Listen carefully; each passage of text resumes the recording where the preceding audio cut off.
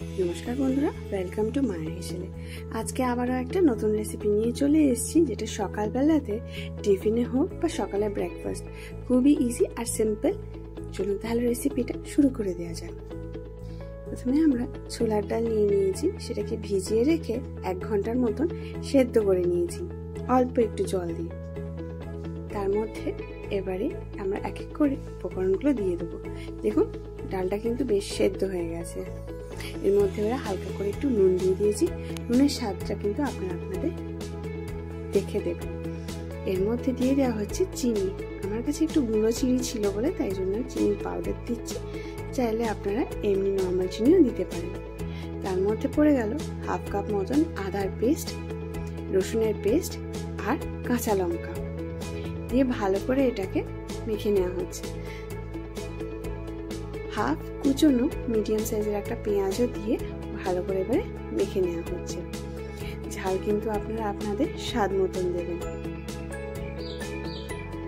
ভালো করে এটাকে সবগুলো কিন্তু মিক্স করে নেওয়া হচ্ছে।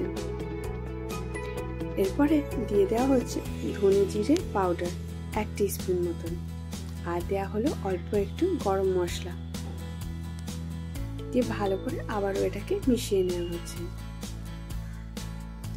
এরপরে দিয়ে দেওয়া হলো আমচুর পাউডার দিয়ে সেটাও আবার ভালো করে মিশিয়ে নেওয়া হলো।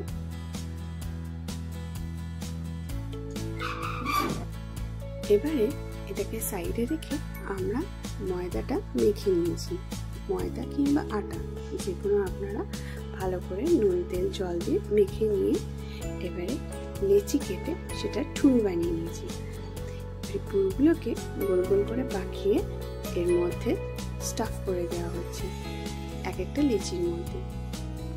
দিয়ে ভালো করে ঠুনিগুলোর মুখগুলো কিন্তু বন্ধ করে দেওয়া হচ্ছে। দিয়ে ময়দা কিংবা আটার মধ্যে ডুবিয়ে এবারে একটু বেলে নেওয়া হচ্ছে। খুব কিন্তু বড় বেলা হবে না, কিন্তু ছোট্ট ছোট্টই হবে। একটু হাত দিয়ে একটু প্রেস করে নেবেন প্রথমে, যাতে ভেতরের যে পুরটা সেটা যেন চারিদিকে সমানভাবে ছড়িয়ে যায়। দিয়ে হালকা করে একটু বেলে নেওয়া হলো। খুব বড় কিন্তু দেখুন হয়নি, লুচির থেকে একটুই বড় হয়েছে। দিয়ে এবারে তাওয়ার মধ্যে দিয়ে ভালো করে এপিট ওপিট করে সেঁকে নেওয়া হচ্ছে। প্রথমে কিন্তু খুব ভালো করে সেঁকতে হবে, নাহলে কিন্তু এগুলো কিন্তু কাঁচা থেকে যায়।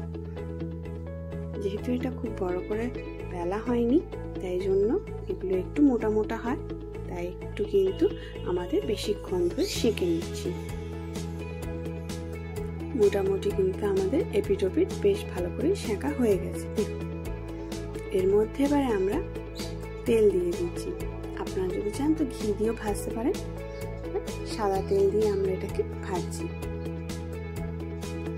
দুপিঠে আমরা ভালো করে কিন্তু তেল দিয়ে এবারে ভেজে নিচ্ছি। একটু ঘুরিয়ে ঘুরিয়ে ভাজবেন, তাহলে দেখবেন যে লাল লাল যে ওপরে একটা ক্রিস্পিনেস আসে সেটা কিন্তু বেশ ভালো হবে। এইভাবে কিন্তু ঘুরিয়ে ঘুরিয়ে ভাজবেন, তাহলে বেশ মুচমুচে আর লাল লাল হবে। আর গরম গরম খেতে তো খুবই ভালো লাগে এগুলো। এবারে যে এক্সট্রা তেলটা ছিল তার জন্য আমরা আরেকটা রুটিও দিয়ে দিলাম, দিয়ে ওর মধ্যে ঘুরিয়ে ঘুরিয়ে আমরা এটাকে এবারে সেঁকে নিচ্ছি। এক্সট্রা তেল রয়ে গেছে বলে তাই জন্য আপনারা ঢেলে রাখবেন বা ফেলপারও দরকার নেই। এরমভাবে ঘুরিয়ে ঘুরিয়ে আপনারা দেখুন লাল লাল করে ভেজে নিতে পারেন। বেশ কিন্তু সেঁকা হয়ে গেছে। ব্যাস গরম গরম এইভাবে সার্ভ করে দিন। আলুর দম, আলু চচ্চড়ি অনেক কিছু দিয়ে এগুলো খাওয়া যেতে পারে। এমনি এমনি তো এগুলো গরম গরম বলে খেয়ে নেওয়া হয়। রেসিপিটা ভালো লেগে থাকলে একটা লাইক শেয়ার আর সাবস্ক্রাইব করে দেবেন। আবার একটা পরের ভিডিও নিয়ে আসছি। ভালো থাকবেন। নমস্কার।